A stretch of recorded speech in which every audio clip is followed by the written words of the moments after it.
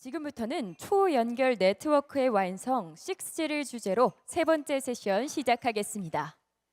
초연결 네트워크는 인공지능과 물리 세계를 실시간으로 연결하는 핵심 기반으로 글로벌 주요국은 6G 기술 선점을 핵심 과제로 추진을 하고 있습니다. 이번 세션에서는 6G 기술의 전략적 가치를 분석해 보고요. 글로벌 통신 패권 선점을 위한 행보를 함께 또 조망해 보고자 합니다.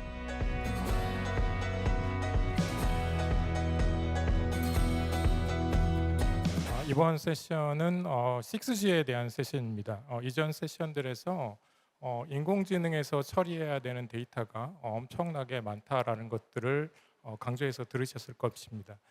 이러한 데이터를 잘 처리를 하고 실제 우리 환경에서 인공지능을 실현하기 위해서는 통신 인프라가 무엇보다 중요합니다. 이러한 통신 인프라는 이러한 데이터들을 초연결, 초저지연, 초광대역, 초정밀, 정확하게 전달하는 것들이 필요하고 이러한 중요성을 바탕으로 여러 세계 주요국들이 6G 기술을 선점하려고 하고 있습니다. 이에 따라서 이제 이번 세션에서는 이러한 6G가 인공지능에 어떠한 영향을 주고 어떠한 관계가 있는지를 좀 잘 살펴보고요. 우리나라가 6G를 어떻게 준비하고 잘 활용해서 AI와 시너지를 낼 수 있는지에 대해서 살펴보도록 하겠습니다. 피지컬 AI가 출현함에 따라서 많은 데이터들을 처리해야 되고 그다음에 그 처리해야 되는 데이터들을 적시에 전달해야 될 필요가 있는 것 같습니다. 우리가 넷플릭스를 봤을 때 끊어지는 정도랑 자율주행차의 제동 신호가 지연되거나 잘못 전달되는 것은 차원이 다른 정도의 어떤 정보 전달에 해당되는 것 같습니다. 이를 위해서 레이턴시 측면, 그 다음에 신뢰도 측면에서 네트워크에 어떻게 대응해야 되고, 그다음에 이를 위해서 피지컬 AI가 갖고 있는 AI capability, 엣지 단에서 갖고 있는 AI capability, 클라우드 단에서 갖고 있는 AI capability를 어떻게 유기적으로 잘 활용하는 것이 필요한지에 대해서도 잘 설명해 주신 것 같습니다. 예, 다시 한번 감사드리고 다음 발표는 최성호 PM님께서 해주시겠습니다. 예, 박수 부탁드리겠습니다. 네, 안녕하세요. 방금 전에 소개받은 과학기술정보통신부에서 그 통신 전파 위성 쪽에 그 R&D PM을 맡고 있는 최성호입니다. 오늘 키워드가 이제 피지컬 AI를 어떻게 우리가 대응할 것이냐. 그래서 오전에는 이제 반도체 관련해서 대단한 어떻게 보면 큰 흐름이 있고 그 우리의 강점인 반도체를 활용해서 이 피지컬 AI 시대를 잘 대응하자라는 메시지로 발표가 된 걸 저도 같이 들었고요. 오후에는 이제 소프트웨어 쪽 관련돼서 얘기가 나왔고 저희 세션에서는 네트워크이 이 피지컬 AI를 지원하는데 굉장히 중요한 역할을 담당할 것이고 해야 된다. 그거에 다음 단계 저희가 갖고 있는 5G의 다음 세대인 6G가 이러한 피지컬 AI를 대규모로 확산시키고 성공시키는 굉장히 중요한 역할을 하게 된다라는 그런 메시지를 담고자 하는데요. 그런 관련돼서 간단하게 한 15분 정도 말씀을 드리고자 합니다. 잠깐 동영상을 먼저 보고 시작하겠습니다. NVIDIA founder and CEO Jensen Huang. 이거는 작년 초였죠. 2025년 벌써 작년 2025년 기조연설에 있었던 젠슨 왕의 발표였고요. 2025년이 작년인데요.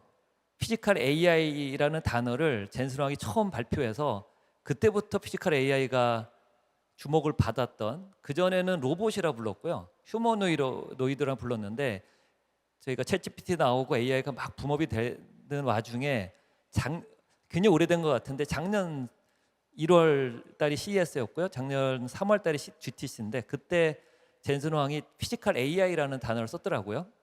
그날 봤었던 포인터가 안 되는 것 같은데요. 그 영상 중에 저 오른쪽 위에 있는 로봇들을 뒤에 배경으로 놓고 젠슨 왕이 발표했던 영상이 가장 기억에 남았던데요. 이날 이후로 저희도 피지컬 AI라는 것을 어떻게 준비될지 고민했었고요. 작년 10월 달 저희가 APEC 하는 주에 GTC라는 소리가 나나요? 예, 요거는 엔비디아의 내부적인 행사죠. GTC라는 행사에서 워싱턴에서 한번 열렸던 행사입니다. We have a lot of industries to cover today. I'm going to cover AI, 6G, quantum, 6G를 두 번째로 얘기를 하죠. enterprise computing, robotics, and factories. 3월 달에 했었던 Let's get GTC에서 started. 전혀 언급이 We have a 없었던 lot to cover, 6G를 a lot of 언급했고요. big announcements to make, a lot of new partners that would very much surprise you. 이날 Telecommunications. 긴 연설의 맨 앞에 텔레커뮤니케이션 6G를 언급하십니다. 그러면서 내용을 간단하게 요약을 해보면 미국은 굉장히 큰 나라인데 통신 전체를 외국 기업에 의존하고 있다가 이 발표의 핵심 내용이었고요. 그래서 미국을 미국 기업의 장비로 통신 장비로 다시 바꿔야겠다라고 하면서 발표한 게 ARC라는 Aerial Ran 컴퓨터라는 것을 GPU를 가지고 컴퓨터를 만들었고 이걸로 기죽을 만들게 하겠고 노키아에 1 빌리언을 투자를 했다라고 발표를 했습니다. 근데 약간 모순이 있죠. 미국 기업의 통신 장비로 구축을 하고 서비스를 해야겠다라고 발표하면서 노키아에 1 빌리언을 투자했다 이렇게 얘기를 했습니다. 두 가지가 해석이 가능할 것 같은데요. 한 가지는 그 아크라는 여기 에어리얼 랜 컴퓨터라는 GPU가 들어간 컴퓨터를 기지국에 넣어서 이 기지국이 결국 아크라는 미국 기업이 만든 플랫폼 위에다가 기지국이 만들어진다. 그거를 전국에 깔겠다라는 의미로 볼 수도 있을 것 같고요. 노키아에 투자를 하면서 노키아를 미국 기업으로 만들려고 그러나 이런 생각이 들긴 했습니다. 노키아의 CEO가 미국 사람이고요. 미국의 헤드쿼터를 옮기려고 하는 그런 얘기가 있다고 합니다. 어쨌거나 이날 젠슨 왕이 발표한 내용 중에 맨 앞쪽에 AI4 RAN, AI4 RAN, AI Unran이라는 단어가 굉장히 중요한 단어인데요. AI를 기반으로 기지국을 최적화시키겠다. RAN이라는 것은 RAN, RAN은 기지국을 얘기하는데요. AI로 기지국을 최적화하는 기술이 6G에서 굉장히 중요해지는데 그걸 엔비디아가 적극적으로 지원하고 투자한다라는 메시지와 함께 AI Unran은 기지국에서 GPU를 가지고 AI 서비스를 제공하겠다. 그래서 저희가 말하는 엣지 컴퓨팅을 그 언디바이스라 그래서 로봇에서 직접 돌리는 것도 있지만 기지국에서 컴퓨팅 자원을 제공하겠다. 그래서 오늘 제가 이 AI 언랜에 대해서 말씀을 드리고자 합니다. 마침 그때 엔비디아가 이 발표를 마치고 한국에 왔었고요. 그때 저희 나라에서 앞에서도 여러분이 말씀하셨던 뭐 치킨도 먹고 했던 그 행사에서 우리 대통령님과 합의를 한 것에 저희 국내 생태 아까 우리 LG U+에서 말씀하셨지만 우리 LG U+를 포함한 국내 통신 생태계와 엔비디아가 MOU를 맺고 AI 기지국, AI 랜이라는 곳에 협력을 하고 이걸 기반으로 AI 피지컬 AI가 확산하는데 협력하자는 MOU를 맺었고요. 그 이후에 협력을 진행하고 있습니다. 그렇다면 앞에서도 계속 얘기가 나왔고 오늘도 오후에도 얘기가 나왔는데 이 피지컬 AI가 어떤 기술인지를 잠깐 설명하는 게 필요할 것 같은데요. 피지컬 AI는 뭐 여러 가지 나중에 파운데이션 모델 나오지만 비전과 눈으로 보고 랭귀지 듣고 그것을 액션으로 몸으로 행동하는 VLA라는 모델을 대부분 사용하고 있고요. 그걸 크게 두 가지로 나눠서 시스템 1은 빠르게 움직이는 시스템 1이라고 부르고 좀 생각을 하고 눈으로 본 것을 판단해야 되는 그런 시간이 필요한 것을 시스템 2라고 합니다. 그래서 시스템 2는 제어를 하는 주기가 최소 1Hz에서 1초당 1번 또는 1초당 5번 이상을 액션을 계속 만들어줘야 되는데요. 그걸 기준을 200mm로 잡습니다. 200mm는 인간이 눈으로 보고 들은 다음에 움직이다가 이런 데서 판단을 해서 넘어지지 않을 정도로 보통 사람들의 반응 속도가 200mm 정도라고 합니다. 운동선수는 이거보다 좀 빨라서 150mm 정도를 하면 권투 선수들이 굉장히 빠르게 날아오는 주먹도 피하면서 잘 하는 굉장히 밀접한 사람은 150mm 정도의 반응 속도가 있다 그러고요. 조금 늦은 분들은 250mm 정도면 조금씩 위험하기도 합니다. 넘어지기도 하시고. 그래서 200mm보단 짧은 시간에 제어를 해줘야 로봇이 아주 원활하게 움직이는데요. 이제 그런 그 제어 주기를 위한 200mm가 굉장히 중요합니다. 그래서 동영상을 잠깐 보시겠습니다. 지금 중국에 굉장히 많은 로봇들이 있긴 하지만 우리나라에 이런 LG도 로봇이 있고요. 현대도 있고 LG와 협력하고 있는 피겨도 이런 로봇이 있습니다. 이런 로봇들이 이 VLA 그 AI 모델을 탑재를 해서 지금 엔비디아의 잭슨 토르라는 GPU를 탑재를 하고 그걸로 프로세싱을 활용을 해서 이렇게 동작을 하고 있습니다. 올해죠. 올해 CES에서 LG 클로이드가 이렇게 수건을 접는 이 영상이 굉장히 화제를 모았는데요. 이런 것을 눈으로 보고 액션을 하고 동작하는데 현재 나와 있는 가장 막강한 GPU가 잭슨 토르고요. 온 디바이스로 올라가 있고 모델 사이즈가 이제 7빌리언, 70억 개의 파라미터를 갖고 있는 로봇들이라고 합니다. 이런 정도의 움직임을 보고 있고요. 앞에서 몇몇 연사들께서 좀 약간 갑갑하다라고는 하지만 어쨌거나 이렇게 움직이고 있는 로봇들이 있습니다. 근데 제가 이것을 왼쪽이 아까 보셨던 장면이고요. 이것을 2배속으로 바꿔봤습니다. 비교를 해보시면 왼쪽이 아까 보셨던 장면입니다. 방금 전에. 오른쪽은 조금 빠르게 한 2배속 정도, 2배속 정도로 바꾸면 뭐 그렇답니다. 그래서 이게 지금은 굉장히 왼쪽을 보시면 오른쪽과 왼쪽을 비교해 보시면 왼쪽이 깝깝하시죠. 지금 현재의 7빌리언 모델로 하는 그 잭슨 토르라는 굉장히 파워를 많이 쓰는 GPU 기반의 지금 미국과 중국과 한국의 로봇이 이런 플랫폼과 이런 모델 사이즈로 가고 있어서 이것을 어떻게 해결할 것인가에 봉착해 있습니다. 이것은 지금 7빌리언의 모델 사이즈를 200mm 안으로 동작하기는 어렵다를 보여주고 있는 영상이고요.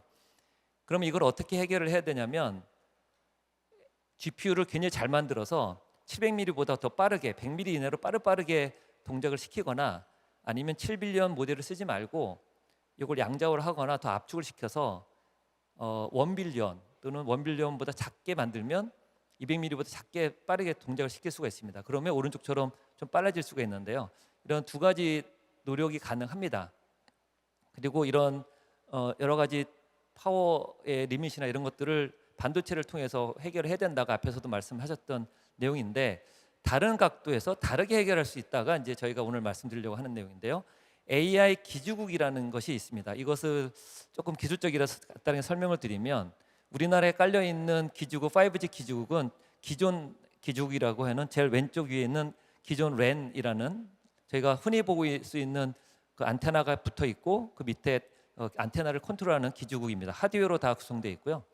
최근에 미국을 중심으로 오픈 랜이라고 해서 소프트웨어 기주국이라고 불리우는 중간 단계로 지금 우리나라는 아니지만 미국은 상용화하고 있습니다. 그 서버 범용 서버에다가 기주국을 소프트웨어로 구동을 시킵니다. 그러면 이거의 장점은 소프트웨어이기 때문에 기주국이 표준이 바뀌면 좀 업그레이드를 계속 할 수가 있는 장점이 있는데요. 이거는 이미 상용화되고 있고 요 소프트웨어 기주국 오픈랜 기주국은 국내 삼성전자가 굉장히 기주국을 잘 만들어서 버라이존의 미국 전구망을 깔고 있습니다. 우리가 좀 앞서가고 있는 분야인데 6G는 그다음에 향후의 기주국은 CPU 기반의 범용 서버가 아니라 GPU 기반의 서버에 AI 서버 위에 기주국을 돌리고 함께 기주국에서 AI 서비스를 제공하는 AI 서비스를 제공하는 기주국 AI 랜이라는 AI 기주국으로 변화를 지금 하고 있고 하려고 하고 있고 이게 지금 6G에서 미국이 AI 기주국으로 상용화하려는 목표를 갖고 있는 방향이고요. 이걸 위해서 이제 AI 랜 얼라이언스라는 곳에서 이제 기술을 연구하고 있고 이 시장을 확대하려는 노력들을 하고 있습니다. 요 앞에서 AI 기주국에 대해서 엔비디아와 우리나라가 협력하기로 MOU 맺었던 내용이고요. 6G 표준도 그동안 3G와 4G와 5G 저희가 알고 있는 LTE나 5G 표준을 해왔던 3GPP라는 데서 6G에 대한 표준도 하고 있는데 뭐 저희가 잘 알듯이 3G에서 4G로 갔고 4G에서 5G로 가면서 속도가 높아지고 지연이 줄어들고 뭔가 좀 대단한 거 있지만 스마트폰에서 하는 것이 서비스가 굉장히 고도화 됐는데 6G는 더 이상 기술을 뭐 속도로 빨라지고 지연을 줄이는 것이 다가 아니다. 물론 주파수를 넓혀줘서 속도를 높여주고 어떻게든 지연을 줄이는 것을 합니다. 그래서 성능을 기능을 고도화시키는 걸 하는데 요번에 처음 6G의 표준화 내용에 들어가는 것이 두 가지가 있는데요. 한 가지는 AI 기술로 기지국을 최적화시키는 기술, 또 하나는 기지국에서 앞에서 말씀드렸던 AI 서비스를 제공하기 위한 컴퓨팅 자원이나 뭐 메모리 자원을 제공하는 기능을 표준화에서도 지원하고 있습니다. 그래서 우리가 앞으로 볼 수 있는 6G는 기존의 5G를 업그레이드하는 것과 동시에 AI 서비스를 지원하거나 AI 기술을 활용하는 6G의 모양으로 변화한다 이렇게 보시면 될 것 같고요.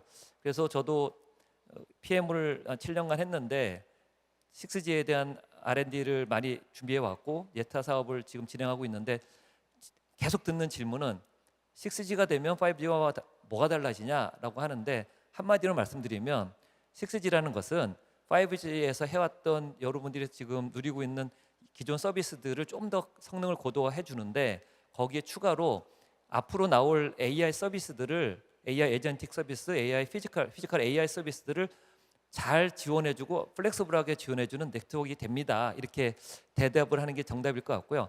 그걸 합쳐서 피지컬 AI를 AI랜과 6G가 하면 뭐가 달라진지를 한 장으로 제가 정리를 해봤는데요. 보시는 바와 같이 왼쪽이 원래 기지국이 도움이 없이 자율주행차가 센서 기반으로 자율주행차를 하듯이 언디바이스에서 피지컬 AI가 동작할 때의 모습입니다. 그러면 엔비디아의 잭슨 토르를 통해서 GPU가 한 장이 들어가 있고요. 그 타임 투 퍼스트 토큰이라 그래서 보고 듣고 한 것이 액션으로 나가는데 200ml보다 더 늘어질 수도 있습니다. 500ml 정도까지 늘어질 수도 있어서 그럴 경우에는 아주 조심스럽게 움직일 수밖에 없는 앞에서 봤던 액션이 나오고요. 이 GPU를 로봇에 있는 GPU를 기지국에 있는 GPU로 쓰는 겁니다. 그러면 로봇이 보고 들은 것을 기지국으로 보내서 기지국이 그것을 프로세싱해서 다시 받아서 액션을 하는데 총 드는 시간이 200ml보다 적게 들면 되거든요. 그러면 기지국을 다녀오는 시간과 기지국에서 프로세싱하는 시간이 200ml를 안 넘으면 되는데 기지국의 GPU는 블랙웰이 2개가 들어가 있고 굉장히 프로세싱이 빠르기 때문에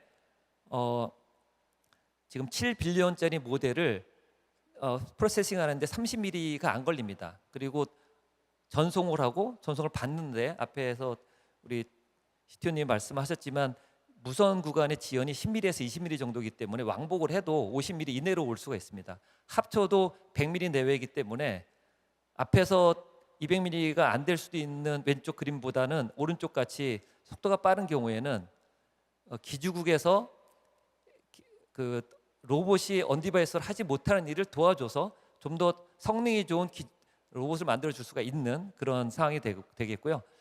사실은 로봇은 이 VLA라는 7빌리언짜리 모델은 지금 현재 우리가 할 수 있는 일이고 앞에서도 여러분이 말씀하셨는데요. 이 바로 전 세션에서도 로봇 피지컬 AI는 이 VLA라는 모델을 넘어서서 파운데이션 모델이라고 로봇 파운데이션 모델이라고 해서 그 먼저 액션을 하기 전에 먼저 생각을 하고 추론 후에 다시 액션을 해야 되는 그런 그 디지털 트윈 기반의 그 로봇 파운데이션 모델을 가져가야 되는데 그것을 언디바이스 로봇에서 스스로 하기가 어렵습니다. 그런 경우에는 결국 기지국이나 클라우드의 도움을 받아야 되는데 그렇게 좀 프로세스가 복잡해지는 미래를 위해서는 기지국과 협력하는 이 AI 기지국 기술이 굉장히 중요하다 이렇게 볼 수가 있을 것 같고요. 그래서 여기서 동향을 좀 말씀을 드리고 끝내야 되겠는데요.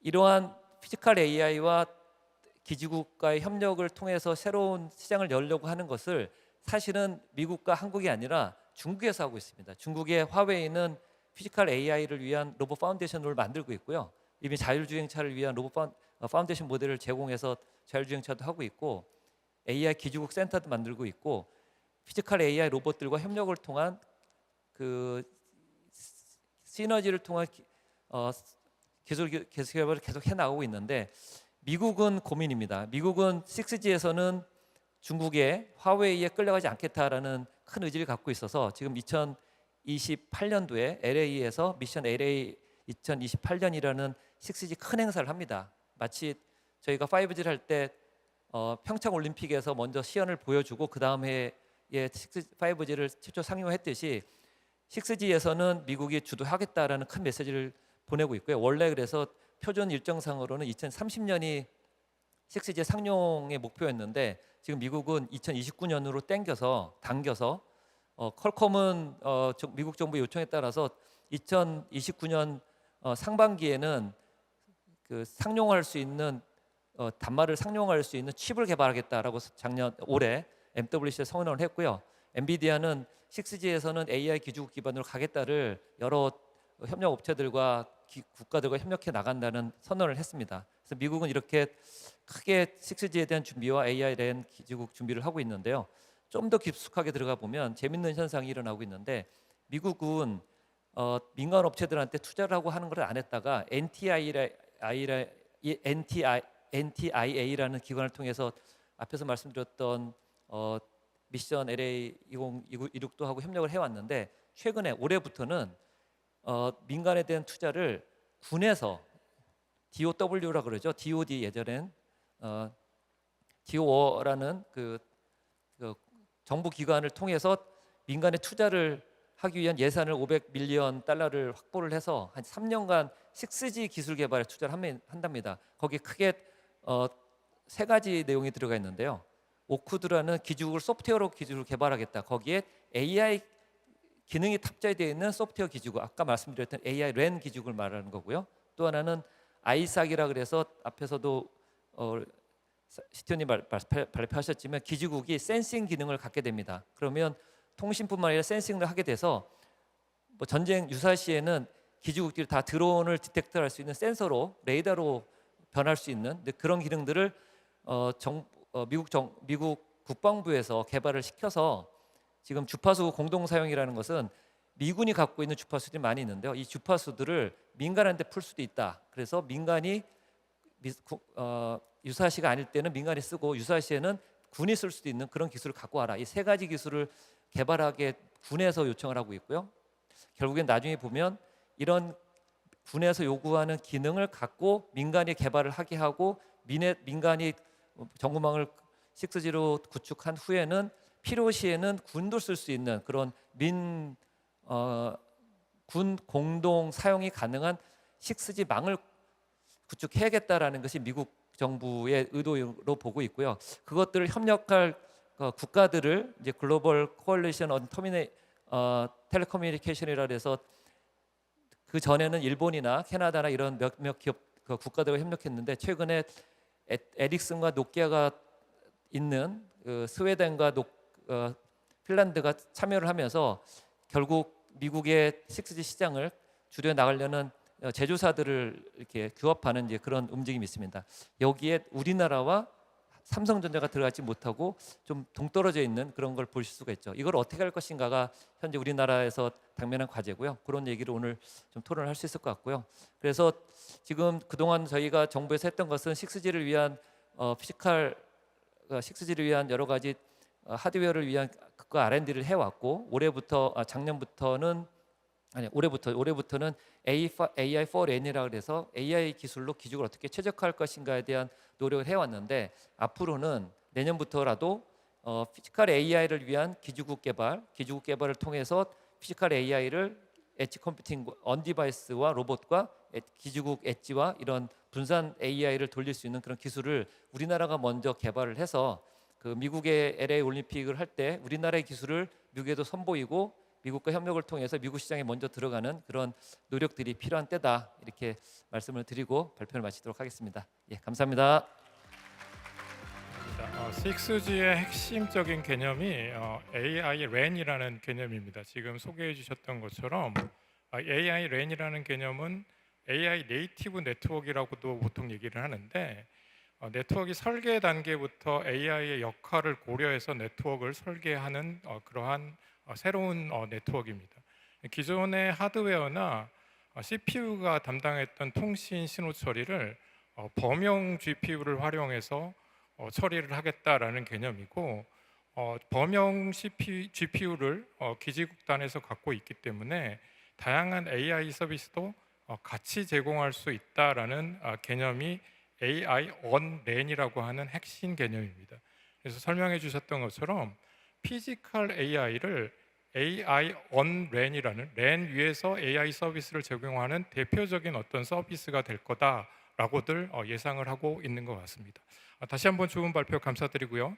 저희 마지막 발표는 카카오 모빌리티 김준규 부사장님께서 미래 모빌리티에 대해서 발표해 주시겠습니다. 예, 박수로 환영 부탁드리겠습니다. 네, 안녕하세요. 저는 카카오 모빌리티의 피지컬 AI라는 부문을 맡고 있는 김진규라고 합니다. 제가 오늘 이제 간단하게 이제 자율주행 관련해서 저희가 소개를 드리려고 합니다. 사실 그 카카오 모빌리티 피지컬 AI 부문에서는 저희가 이제 자율주행 차를 하나 만들고 있고, 그 다음에 이제 호텔이나 병원들에 이제 활용되는 로봇 배송 서비스를 이제 저희가 제공을 하고 있고요. 오늘은 자율주행 쪽에 대해서 설명을 드리도록 하겠습니다.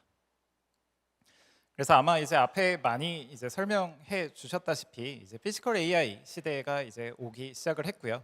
아무래도 이제 LLM 기반의 모델들이 이제 빠르게 고도화가 되면서 어떻게 보면 이제 보는 거 그리고 판단하는 것까지는 잘 되는 것 같고요. 이제 사람들이 자연스럽게 이제 보고 듣고 이제 판단하는 게 되니까 이걸 실제로 로봇에 적용해서 실제로 로봇을 운영해 보자라는 쪽으로 이제 많이들 움직이게 됐고, 그래서 이제 피지컬 AI가 2025년도부터 이제 활성화가 되고 있는 것 같습니다. 그 피지컬 AI 분야에서 이제 가장 이제 상용화에 가장 가까운 분야라고 한다면 사실 자율주행을 뽑을 수가 있을 것 같고요. 그래서 아래에 이제 세 가지 특징을 보여드렸는데, 첫 번째 같은 경우는 이제 아무래도 이제 도로에서 많이 달려야 되다 보니까 주변 차량하고도 인터랙션을 해야 되고 보행자하고도 인터랙션을 잘 해야 되는, 사실 쉽지 않은 환경이고요.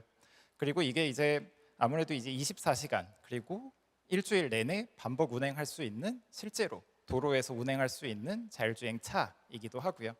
그리고 명확하게 수익 모델도 있습니다. 저희 자율주행 차를 가지고 수익도 낼 수 있고 이걸 가지고 기업들이 많이 뛰어들고 있는 상황이고요.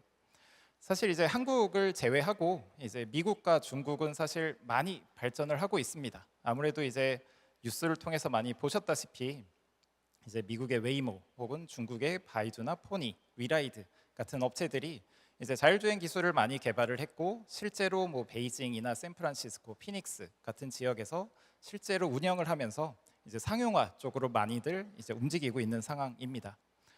한국의 경우에는 아직까지는 더 발전이 필요한 상황이고요.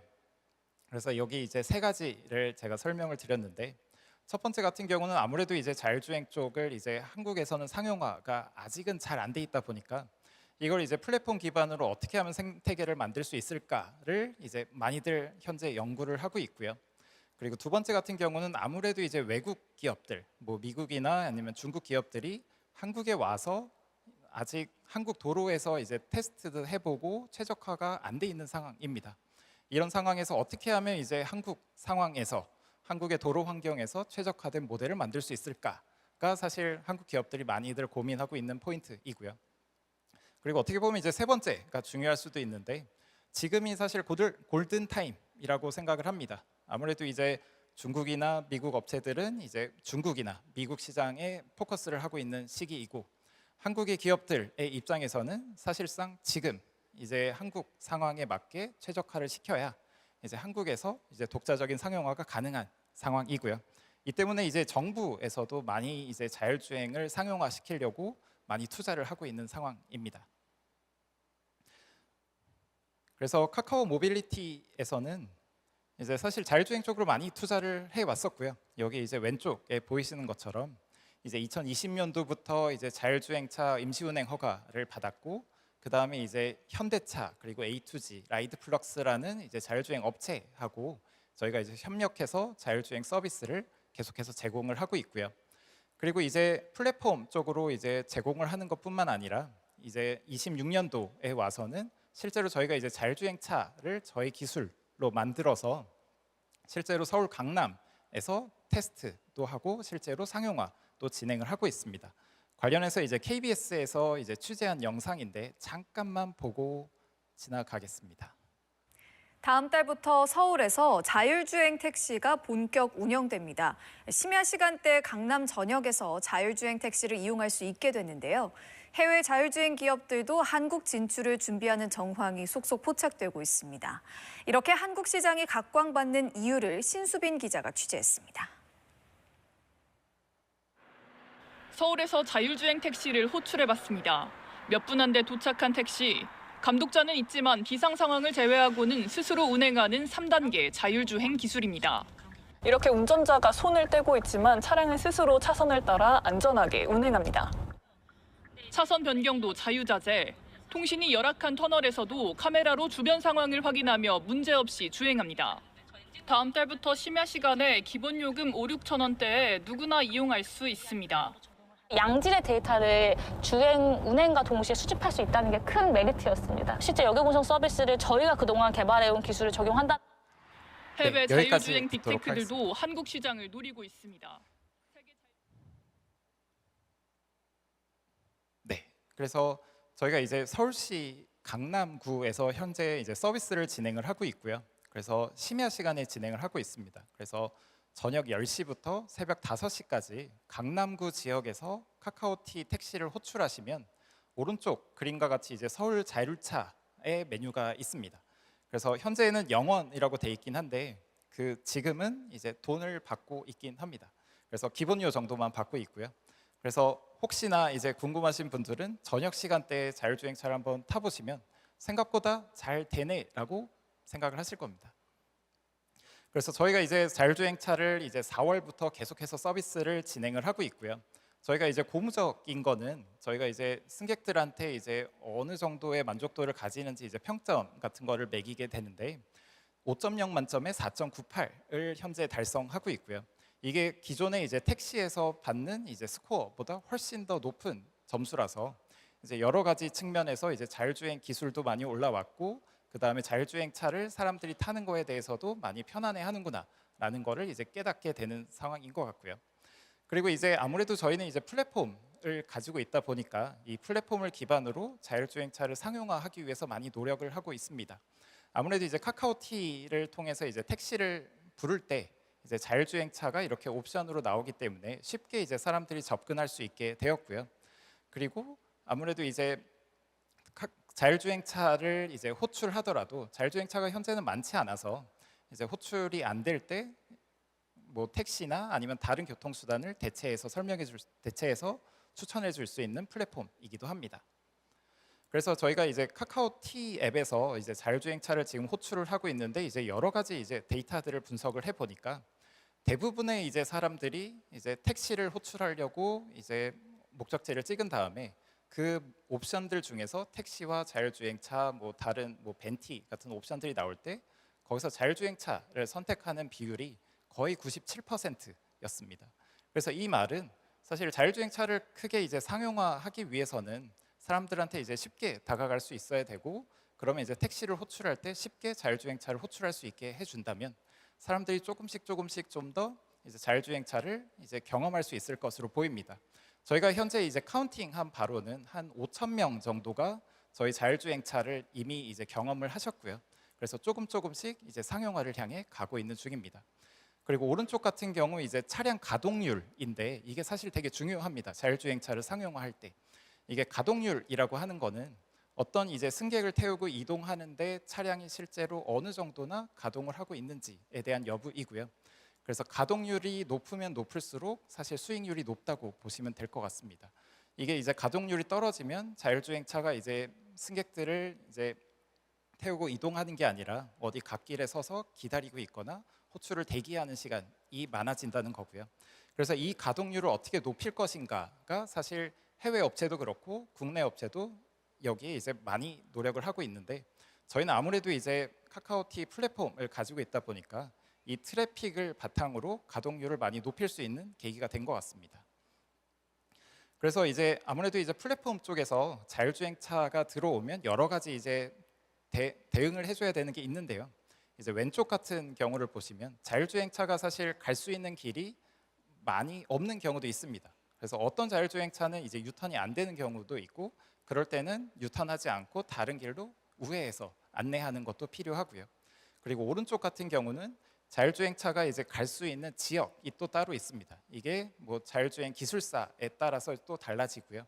그래서 어떤 자율주행 업체는 어느 지역만 움직일 수 있게, 그리고 어떤 자율주행차는 어떻게만 움직일 수 있게 지정을 해줄 수 있는 것도 사실 플랫폼 쪽에서 많이 제한을 해줘야 됩니다.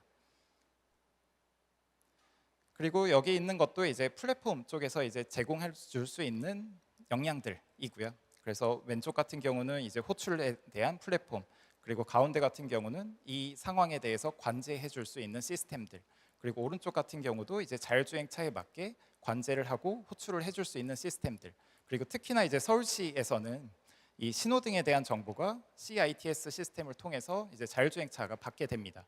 그런 정보들을 이제 중간에서 관제해서 실제로 자율주행차에 넘겨주는 기술도 사실 중요하고요.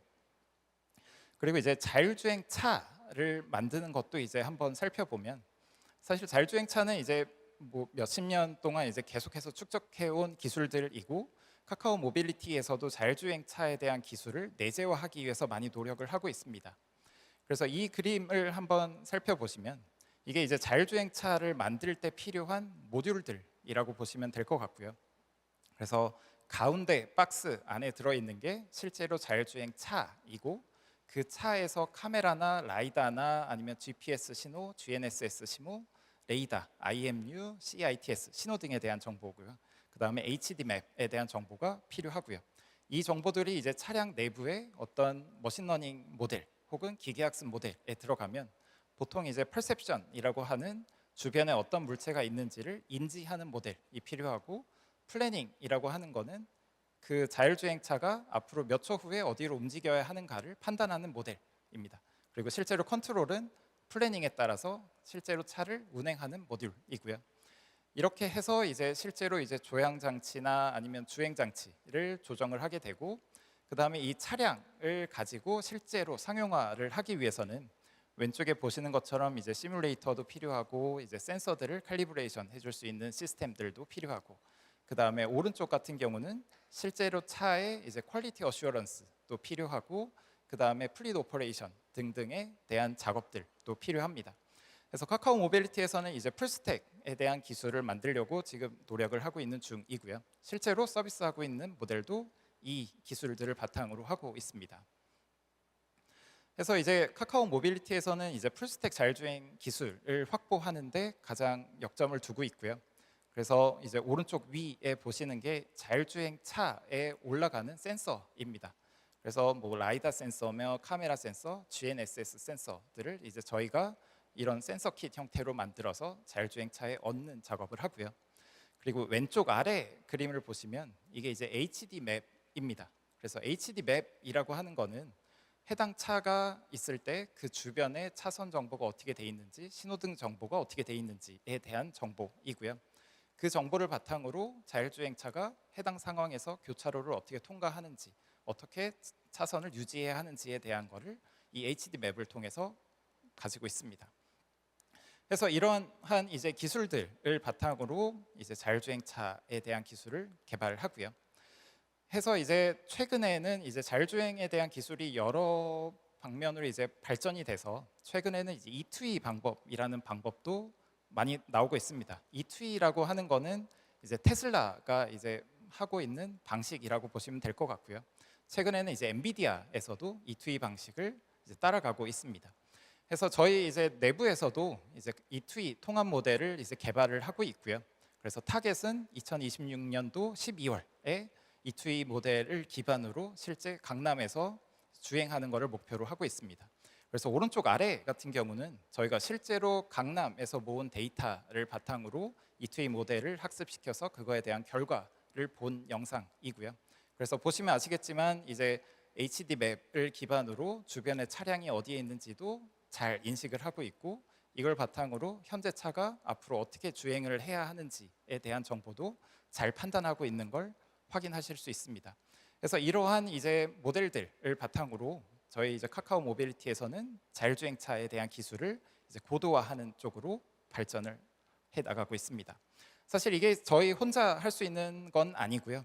저희 여기 보신다시피 이제 OEM사, 완성차 업체들, 그리고 부품이나 센서 업체들, 그리고 스타트업이나 학계, 그리고 공공이나 지자체, 그리고 금융이나 투자 쪽하고도 사실 긴밀하게 협업을 해야 하는 이제 일이고요.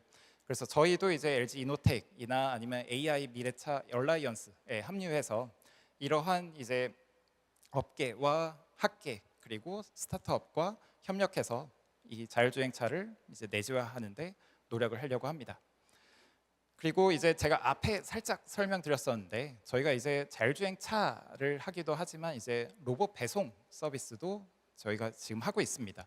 그래서 왼쪽에 보이시는 것처럼 이제 그 로봇에 대한 그 배송 로봇들, 로보티즈나 아니면 LG전자나 베어 로보틱스에서 받은 이제 로봇을 바탕으로 실제로 이제 호텔이나 병원에서 이걸 이제 서비스, 배송 서비스를 현재 진행을 하고 있고요. 그래서 이거에 대해서는 혹시나 나중에 이제 기회가 되면 또 설명을 드리도록 하겠습니다. 그리고 마지막 이 동영상은 카카오 모빌리티가 생각하는 미래라고 보시면 될 것 같고요. 이 영상을 잠깐 보고 끝마치도록 하겠습니다.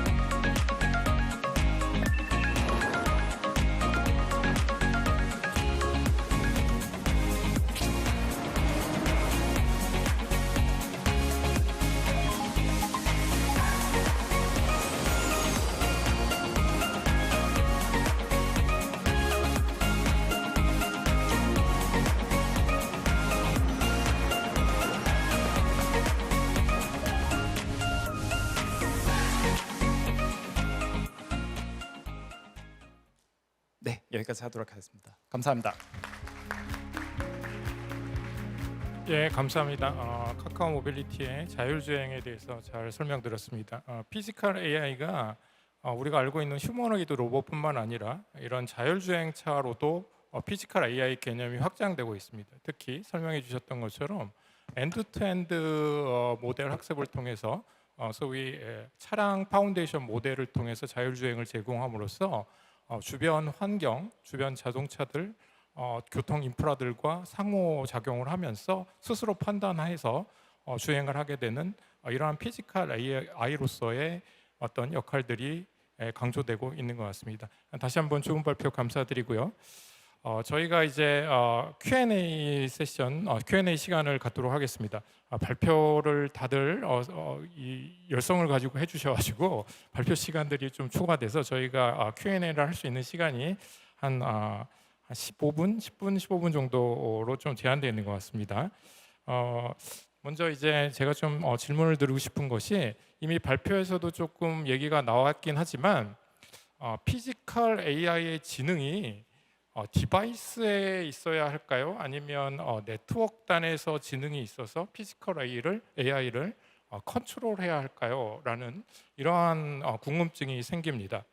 6G 네트워크 기반의 피지컬 AI 플랫폼하고 임베디드 AI 기반의 피지컬 AI 플랫폼의 장단점, 그다음에 어떻게 접근해야 되는지 의견 부탁드리겠습니다. 사실은 그 피지컬 AI의 휴머노이드 로봇을 생각을 해보면 사실은 그 또 한 가지 중요한 부분이 배터리 영역도 있습니다. 그러니까 굉장히 그 컴퓨팅 파워가 큰 어떤 GPU를 올려서 디바이스를 만들 수도 있겠지만 큰 모델이 올라가면 올라갈수록 배터리에 대한 소모 이슈도 있기 때문에 지금 현재 저희가 올릴 수 있는 온 디바이스에 있는 모델만 가지고 휴머노이드 AI를 상용화하는 데 있어서는 현재 상당한 제한 사항들이 많이 있는 것 같습니다. 그래서 사실은 좀 전에 얘기 드렸던 AI 랜 또는 AI 기능을 네트워크 사업자가 갖고 있는 기지국에서 일부 분할해서 같이 처리할 수 있는 것들이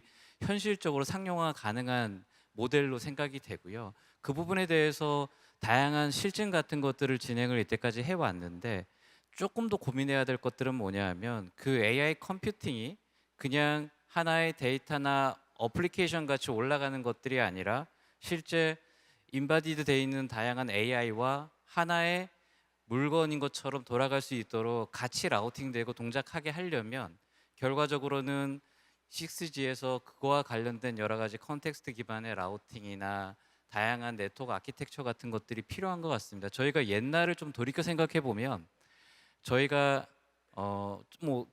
옛날에 제가 LT를 실무팀장을 맡아서 할 때도 생각을 해보면 그 당시에는 메인 서비스가 사실은 모바일 미디어 서비스였었습니다. 그때도 포인트 투 포인트로 여러 가지 미디어를 보내는 데 있어서는 전혀 문제가 없었습니다. 근데 그 트래픽 양이 엄청 늘어났을 때는 그냥 그렇게 된 토폴로지만 가지고는 할 수가 없어서 네트워크 사업자들이 여러 가지 브로드캐스팅이나 멀티캐스팅 트래픽을 수용할 수 있도록 그 기지국 뒷단에 CDN망을 구성을 하고 아니면 캐싱을 구성을 하고 그런 것들이 구축이 됐기 때문에 현재 고용량의 아니면 다수의 사용자들이 쓸 수 있는 미디어 서비스들이 지금 굉장히 원활하게 진행이 되고 있습니다. 그거와 마찬가지로 휴머노이드 AI 로봇의 컴퓨팅 파워도 역시 마찬가지로 그 온 디바이스에 있는 것만으로는 배터리나 다양한 용량이나 성능의 한계가 있어서 AI 랜과 같은 네트워크 기술과 같이 맞물려서 돌아가야만 제대로 된 휴머노이드 세상이 올 거라고 생각을 하고 있습니다. 예, 감사합니다. 그러면 이제 좀 추가적으로 네트워크가 그런 지능을 제공하는 데 있어서 중요한 역할을 하게 되는데 꼭 6G가 필요한 걸까요? 기존의 5G에 엣지 AI, 기지국이나 네트워크 단의 GPU 컴퓨팅 케이퍼빌리티를 넣어서 엣지 AI의 기능을 넣게 되면 5G 플러스 엣지 AI로도 충분한 건 아닐까요? 그 교수님 얘기하신 것처럼 5G망의 엣지 AI만 구성해서도 사실은 간단한 자율주행이나 여러 가지 엣지에 있는 피지컬 AI를 서비스하는 것들은 가능은 합니다.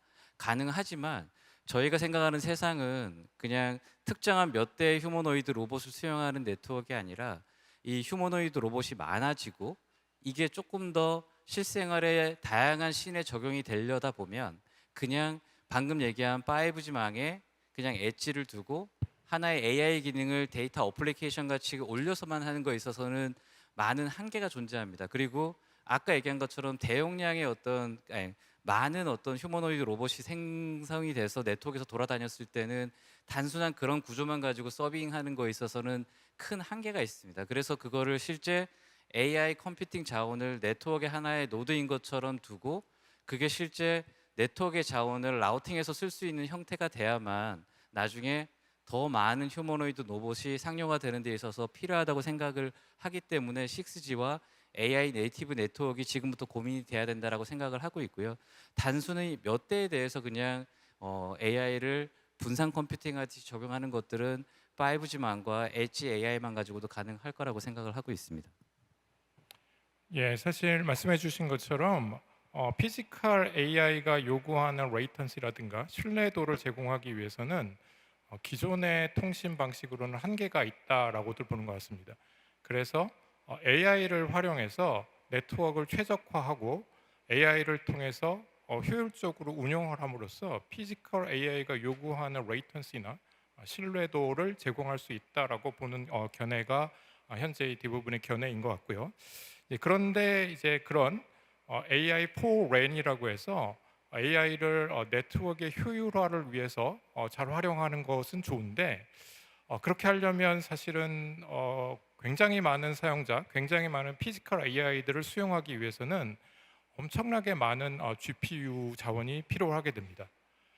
그런 관점에서 봤을 때 과연 AI RAN 입장에서 봤을 때 투자 대비 과연 효율성 내지는 이런 부분은 어떻게 생각하시는지 궁금합니다. 그 AI 랜이라 그래서 피지컬 AI를 위한 기지국 또는 GPU를 탑재한 기지국을 AI 랜이라고 부르는데요. AI 랜이라는 것이 GPU를 탑재하면서 기존의 기지국 대비 가격이 상승하는 것은 맞습니다. GPU라는 그 플랫폼 자체가 가격이 들어가고요. 그리고 새로운 기지국을 구축하는 데 드는 여러 가지 파워 소모라든지 이런 것 때문에 추가적인 비용이 발생을 합니다. 근데 저희가 5G를 상용화하면서 융합 서비스를 지원하는 5G망하고 사업자들은 스마트폰에 머무르지 않고 새로운 가치 창출 또는 매출 창출을 목적으로 5G를 투자를 했는데 전 세계적으로 융합 서비스에 대한 확산, 우리가 기대했던 융합 서비스라는 게 자율주행차도 있었고요, 로봇도 있었고, 뭐 CCTV나 뭐 스마트 시티 여러 가지가 있었는데 그런 융합 서비스가 확산이 좀 어려운 상황이었는데 최근에 AI가 도입되면서 그 시장들이 거대한 물결로 이제 커지고 있고 그 중에 이제 대표적인 게 피지컬 AI로 볼 수가 있는데요. 그런 융합 서비스의 대표적인 피지컬 AI를 위한 GPU를 기지국에 탑재하는 것이 결국 스마트폰에서 발생했었던 매출에 머무르지 않고 새로운 융합 서비스로부터 발생하는 새로운 매출을 사업자들이 발생시키는 차원에서 GPU를 탑재한 기지국이 중요한 꼭점이 맞고요.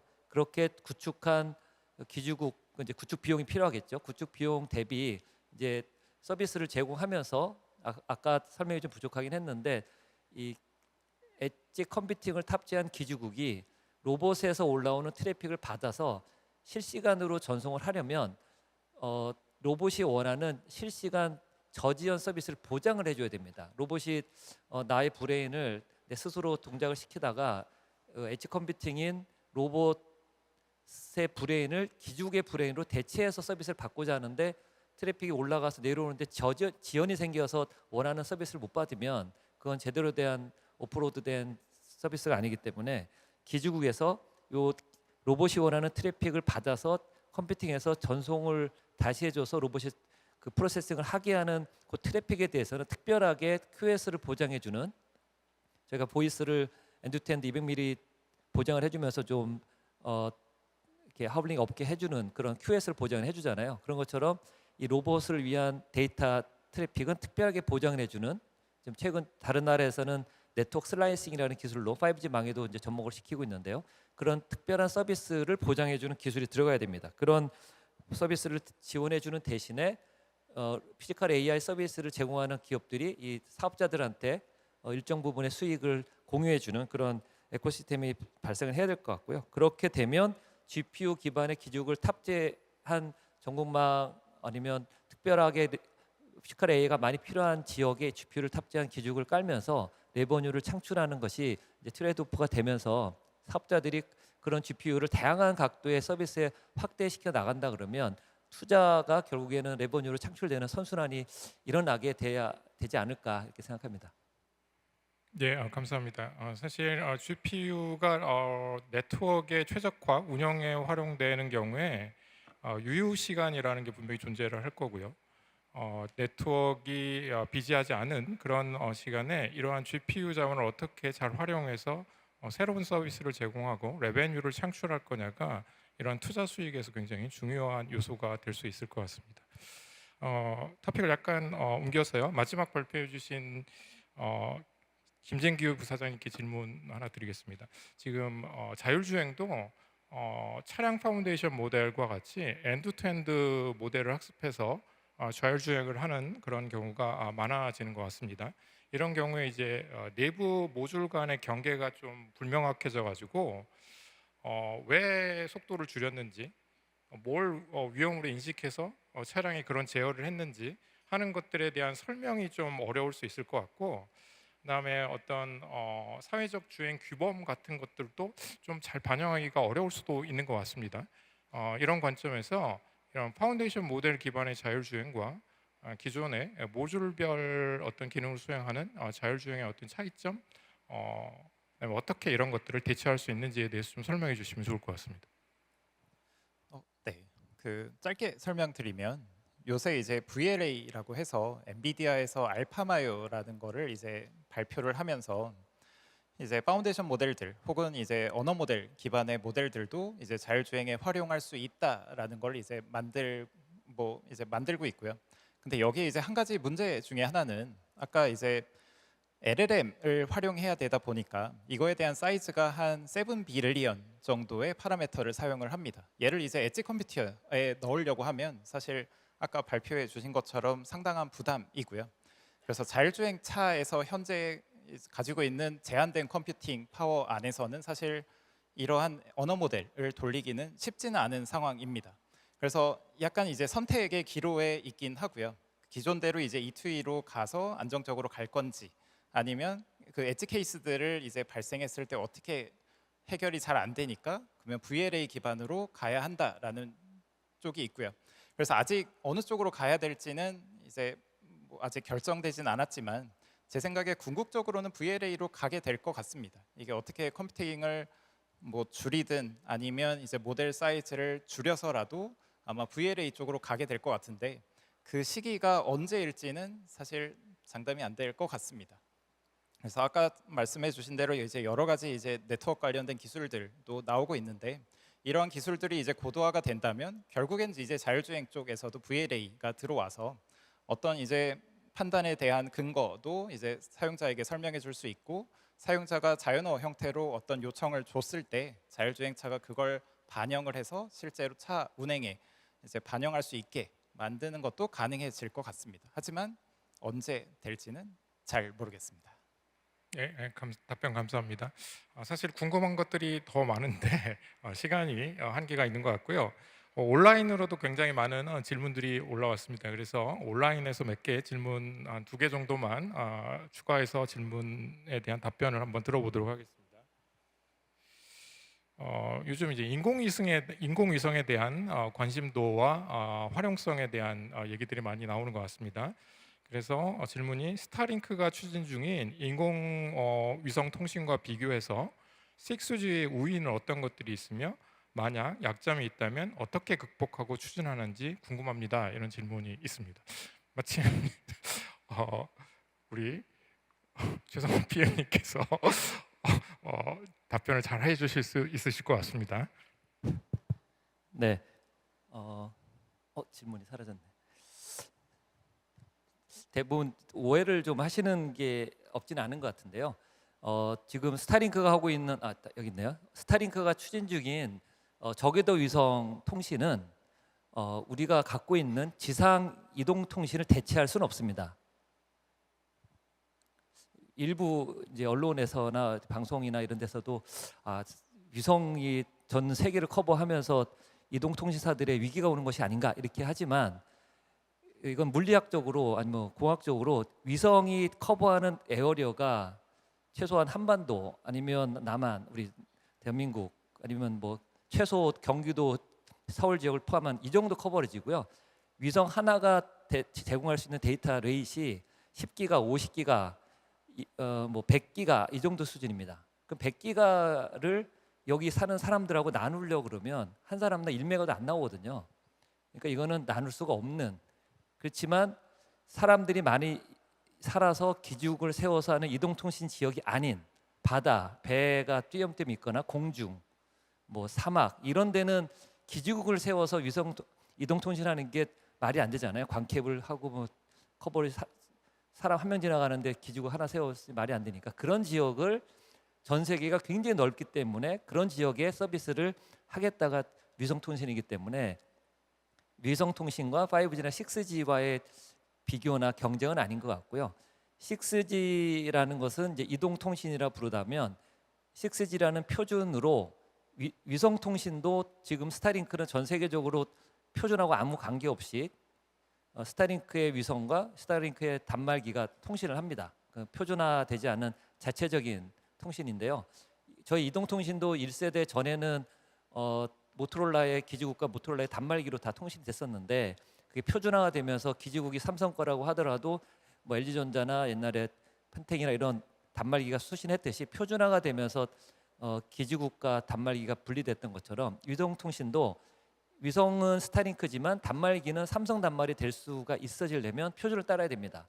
그래서 최근에 저궤도 위성통신 스타링크도 이 핸드폰하고 통신을 하기 위해서 지금은 5G, 지금은 이제 LTE를 따르는 위성통신을 올려서 전 세계 단말기랑 D2G라는 통신을 일부 사용자가 기지국에 접속이 안 되는 지역에 왔을 때도 통신을 SMS나 저 속도의 보이스가 되게 하는 서비스를 하고 있고요. 그럴 때 스타링크도 이제 위성도 표준을 따르고 있는데, 지금 향후에 6G 표준화되고 6G를 따르는 단말기를 지원하기 위해서 스타링크도 저기도 위성에다가 6G를 따르는 위성을 개발하고 전 세계적으로 D2D 단말기를 직접 통신하기 위해서는 표준을 따른다고 하고요.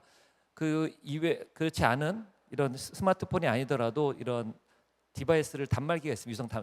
위성 수신기를 스타링크나 유텔셀 원앱이라는 유럽 기업이나 캐나다의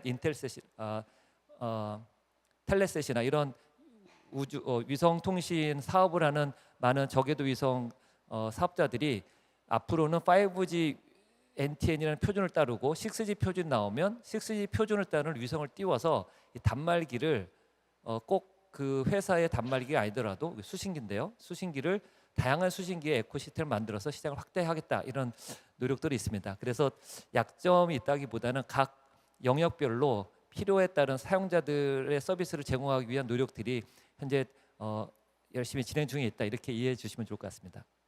예, 감사합니다. 저희가 시간을 많이 초과해가지고 마지막으로 그 플로어에서 하나만 질문을 더 하고 마치도록 하겠습니다. 요즘 이제 해킹 보안 이슈가 굉장히 큰 것 같은데요. 질문에서도 기지국에서 AI 서비스를 하면 요즘 문제가 되는 통신 해킹 같은 문제들을 예방할 방안도 함께 고려하는지 조언 부탁드립니다. 특히 산업 AX에서 가장 무서워하는 문제가 기업 정보를 해킹당할까봐 하는 것입니다. 이렇게 질문이 나왔습니다. 최성호 PM님께 질문을 드렸지만 뭐 꼭 최성호 PM님이 아니라 CTO님께서 답해 주셔도 괜찮을 것 같습니다. 잘 아시겠지만 작년에 통신사들이 해킹 때문에 굉장히 고초를 많이 겪었습니다. 그래서 무엇보다도 그 해킹에 대한 방어책에 대한 고민들을 많이 하고 있고요.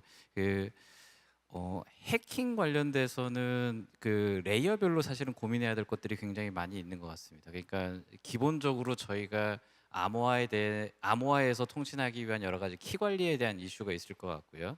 그 다음에 아예 데이터들, 고객이 쓰고 있는 데이터에 대한 유출을 막기 위한 여러 가지 양자 암호나 아니면 동형 암호를 포함한 여러 암호화 기술이 또 있을 거고, 그 다음에 해킹을 막기 위한 여러 가지 AI 툴을 도입해서 해킹을 빨리 디텍션하고 막아내는 기술 같은 것들이 있을 것 같은데요.